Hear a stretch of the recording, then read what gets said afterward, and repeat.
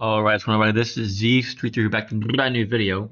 Week 4 college football is good and over. Today it is Monday at 6:44 p.m. Wanted to do this Sunday, but I was too busy playing a game called No Man's Sky. If you ever played it, it's one of my... I've only been playing it for about a week, but it's one of my favorite games I've ever played in my entire life. The game is so fun, and it's hard to get off the game. So I played it all day yesterday, so I never really got to making this video. As I said before, they come out with the rankings, I think about 1 p.m. But let's go ahead and get into the week. A lot of great games this week, and some upsets, and a lot of questions that remain to be answered for the rest of the season. How teams are going to get through. Before we get to the top 25, I want to go ahead and do some games that aren't in the top 25, including Clemson, up to its worst start since 2004. They're now 1-3. They lost to Syracuse at home. So they are, after last year, they were in the college football playoff. Cade Klubnik had a great into the season, started playing very, very well. Nearly beat Texas, in truth, nearly beat Texas. And this year, they had a lot of promise, thinking that they might. I would say the ACC is a bit more competitive now, but they still were probably projected to maybe lose 1 or 2 games and make the playoffs. But they're 1-3 now, and they're pretty much, if they don't win out and do some upsets, they are out of the playoffs for sure. I think they're out regardless. Cade Klubnik's not had a good game, not had a good year, at all. Despite having the same team, they're struggling, and I think that's due in part to Dabo Swinney's inability and also refusal to take part in NIL, as well as the loss of Brett Venables, a defensive guru. I believe they have not been good since they lost him. He is one of the best defensive minds in college football. But let's go ahead. So the downfall Clemson is real, and Dabo Swinney will probably be out in the next 2-3 years. But let's go ahead and get to top 25. Oh, North Carolina also lost. So not very successful starts for Bill Belichick. I think that's about it in terms of the outside top 25. Southeastern Louisiana, I'm assuming, versus LSU, no shot, 56-10 there blowout. Florida versus number 4 Miami. A lot of people are thinking that Florida is going to try and right the ship after a abysmal 1-2 start. DJ Lagway not having a good year so far, despite being a Heisman hopeful. Not a favorite, but a hopeful. Florida obviously has probably one of the toughest schedules in the entire nation, and so we figured they're going to drop quite a few games, but still be competitive, and it appears they're not going to be competitive at all. I fall 26-7. This was not even close. Like, Carson Beck didn't have that many passing yards, but this was not even close at all. DJ Lagway, the offensive line for Florida is horrible. He is under pressure a lot, getting sacked a lot, and Florida is in big trouble. Billy Napier should have stayed where he was at. That's all I'm going to say. But Miami looking very strong. Undefeated, number 4 in the nation. I think they moved up a bit in the rankings. Oregon State versus Oregon. Oregon State might be the worst team in college football right now. They're 0-4. They just got smacked by their in-state rivals, Oregon, 41-7. Florida State looking strong, playing Kent State. Also a really bad school that probably has never been successful in football, probably ever. They get blown out 66-10. Arch Manning finally has himself a game against Sam Houston State, arguably one of the worst teams in the entirety of college football. 18-21, only missed 3 passes for 309 yards and 2 touchdowns. Let's go ahead and go into the actual game cast, see how he did rushing line, because he is a dual threat. Let's see. Let's go to box score. Only 86 yards passing is insane. Only 27 yards rushing is insane. Insane. See. I can see here in the yards. Wow, a 50-yard run for Matthew Caldwell. All I got. So a lot of, obviously, like, there's really good running backs, but they all just share it so much that's hard for them to have a big game. CJ Baxter is hurt again and was out. Ryan Wingo finally had himself a good game. Rushing, I don't see Archman. Here he is, 5 for 11, so not as much as he normally does. But Archman finally has himself a good game.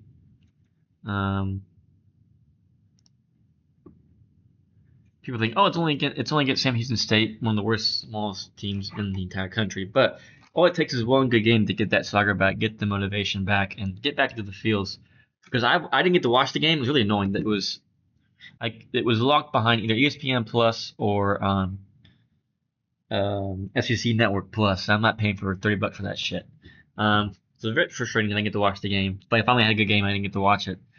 Again, playing against a really, really poor team, but he was actually passing the ball deep, like more than 20 yards for the first time, like all year long.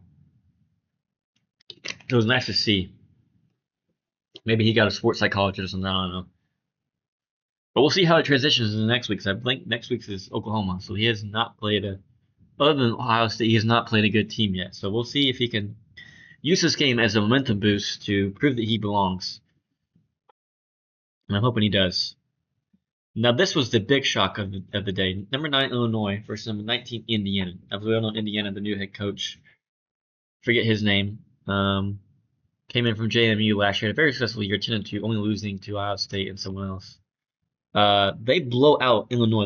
This was like unprecedented. It was 63-10. A top 10 team loses by that much. I don't know if I've ever seen that before in my entire life. I don't know if it's Illinois is just that bad, or if Indiana is actually a good team this year. Now, as we all know, last year when they played good teams, whether it was I don't know if they played Michigan or Penn State. I know they played Ohio State, but once they played those top tier teams, they got blown out. So maybe this game is a precursor saying maybe they might be competitive with these teams this year. But I don't know. But it was so shocking to see this happen. Like it was insane. Auburn versus Oklahoma, 17-24. And this game was close, but I feel like the score does not really dictate the game. This was a domination in terms of Oklahoma defense. Oklahoma defense might be one of the best defenses in the nation. And I do think they had the best defensive line in the nation. Jackson Arnold was getting his ass whooped all day long. Oklahoma breaks the record for most sacks in a game. I don't know if it's school history or in the history of college football itself, but they had 10, including, I think, 3 in a row at the very last drive, including a game-winning sack safety. So they are unbelievably strong in tout defense. It was a really cool game to watch. I'm a Texas fan, but it was cool to watch how good Oklahoma was on defense. And a lot of teams that like are bitter rivals, like, oh, I hope my bitter rival loses all the time, loses every single game.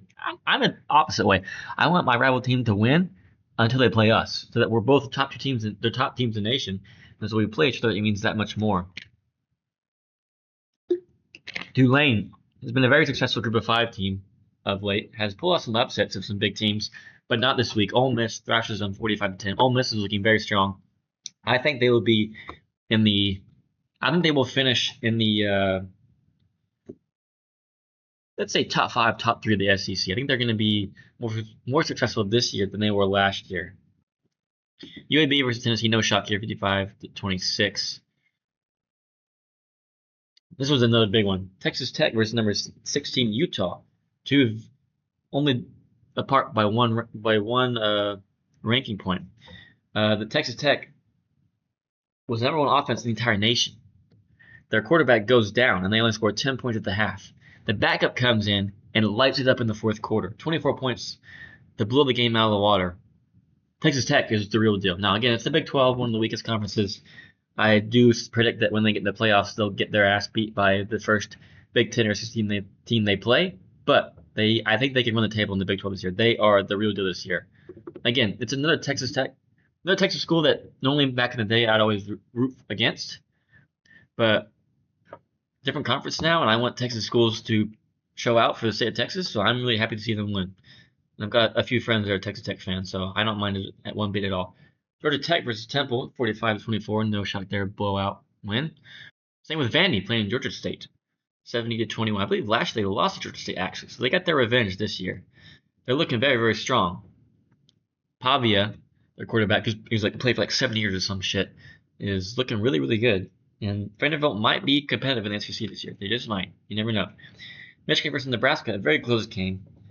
Actually, Nebraska's got a Hail Mary successful, but they still lost 30-27.